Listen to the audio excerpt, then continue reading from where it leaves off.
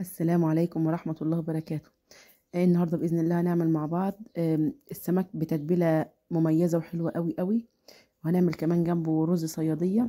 يا رب الفيديو يعجبكم. قبل ما ندخل على الوصفة أتمنى تشتركوا معايا في القناة وتفعلوا زر الجرس علشان يوصلكم كل جديد، وتدوسوا لايك للفيديو عشان الفيديو يترفع والقناة تكبر بإذن الله بيكم. يلا بينا نشوف عملناه ازاي. نبدأ أول حاجة بالتتبيلة.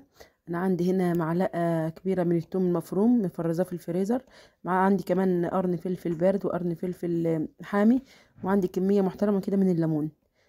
بهارات بقى اللي هحطها على التتبيلة، عندي معلقة صغيرة من كزبرة وكمون وبابريكا بهارات السمك، وعندي كمان نص معلقة صغيرة من الكركم.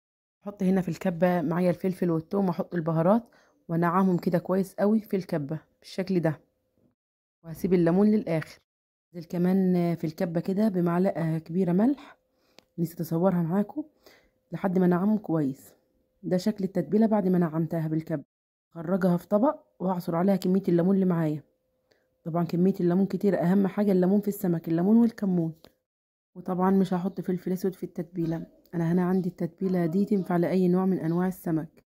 عايزة اقول لكم ان التتبيلة غير ان طعمها جميل، ريحتها كمان تحفة، ريحة الفلفل كده مع الثوم مع البهارات، حاجة كده روعة والله العظيم.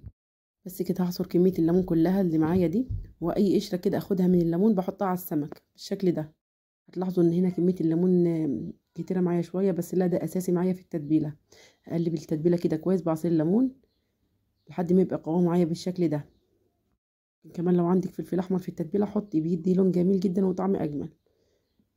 هتبل السمك كده كويس، هدعكه كده كويس قوي بالتتبيلة، ادخل في بطن السمك كده، يعني اتبلها من بره ومن جوه بالشكل ده. اقلبهم كده كويس عشان يتبلوا كويس. بعد كده هسيبهم في التتبيله دي زي ساعه على الاقل.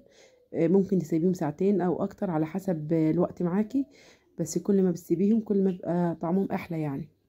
انتوا شايفين هنا انا بقلب ازاي، انا عايزه اي جزء من السمكه يستفيد من التتبيله بالشكل ده. ده شكلهم بعد ما تبلتهم. سبتهم في التتبيله حوالي ساعتين. جبت الدقيق هنا حطيت عليه معلقه صغيره كمون ومعلقه صغيره كزبره ومعلقه صغيره ملح. هبدر الدقيق السمك كده بالدقيق كويس جدا. هبدل الكميه كلها يعني، علشان انا عايزه التتبيله اللي تحت السمك دي. هتعرفوا دلوقتي ليه. لو وصلتوا معايا لحد هنا انزلوا بسرعه حطوا لايك واشتركوا في القناه، فعلوا الجرس على الكل علشان يوصلكم كل جديد. بس كده اخلص الكميه دي كلها ابدرها كلها بالدقيق. بعد كده هخرجهم على صينيه وانفضهم كويس من الدقيق. طول ما انت شغاله في شغل البيت، انتوا بتطبخي، انتوا بتغسلي، انتوا بتنضفي، اذكري ربنا كده وصلي على النبي عليه افضل الصلاه والسلام. هتلاقي الحاجه كده فيها بركه، الحاجه خلصت بسرعه وما حسيتيش بالوقت. نيجي هنا للسمك بتاعنا. جبت هنا اللي بعد ما بدرته كده بالدقيق، جبت الطبق اللي فيه التتبيله ده، نزلت عليه بشويه ميه، وكده هاخد السمكه انزلها كده سقطها كده في الميه وعلى زيت السخن على طول. انا كنت بدأت اعمل الرز، جبت البصل قطعته بالشكل ده ونزلت عليه من زيت السمك. طبعا زيت السمك هيدي طعم حلو قوي، يعني زي فكرة كده زيت البصل بتاع الكشري، نفس الفكرة. هقلب فيه البصل كده لحد ما يحمر معايا، انا عايزاه يحمر بالشكل ده عشان يدي لون في الاخر للرز. مش هحرقه يعني، انا عايزه احمره مش هغمقه قوي يعني باللون اللي انتوا شايفينه قدامكم ده.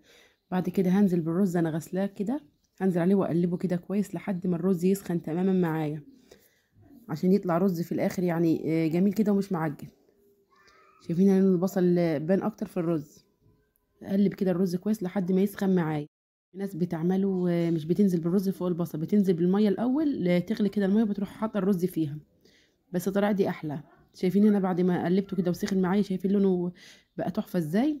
هنزل معايا بمعلقه كبيره من الملح، ومعايا كمان كمون مش اكتر من كده، زي نص كده معلقه كمون. هقلبهم كده كويس ريحه الكمون تظهر كده معايا. بعد كده هنزل بميه سخنه بالشكل ده. اثناء ما انا بقلب في الرز كده كان السمك معايا على العين التانية بيتقلي، يعني تعملي حاجتين كده في وقت واحد، يطلعوا هما الاتنين سخنين على الاكل بالشكل ده.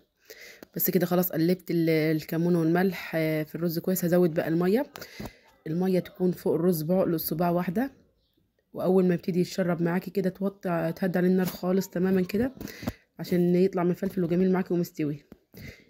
شايفين لون الميه جميل ازاي؟ بسم الله ما شاء الله. هنا كمان كنت خلصت السمك كده قليته كله بالمنظر التحفه. شايفين لونه جميل ازاي؟ منظره جوه بسم الله ما شاء الله. هنا بقى ابتديت اعمل السلطه بالشكل ده. هقطعها صغير جدا زي ما انتم شايفين. هقطع الطماطم والخيار صغير وهبشر الجزر. بعد كده هتبلها بملح وكمون وعصير ليمون.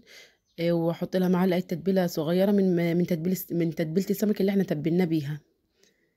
وهنا شكل الرز بعد ما استوى. شايفين مفلفل ازاي وجميل؟ تحفه ما شاء الله ولونه اجمل. هنا خلاص اكلتنا كانت خلصت وقدمناها بالشكل اللي قدامكم ده. يا رب الفيديو يكون عجبكم. لو عجبكم ما تنسوش تشتركوا معايا في القناه وتفعلوا زر الجرس على الكل علشان يوصلكم كل جديد. وتدوسوا لايك للفيديو واشوفكم بخير في فيديو جديد ان شاء الله. والسلام عليكم ورحمه الله وبركاته.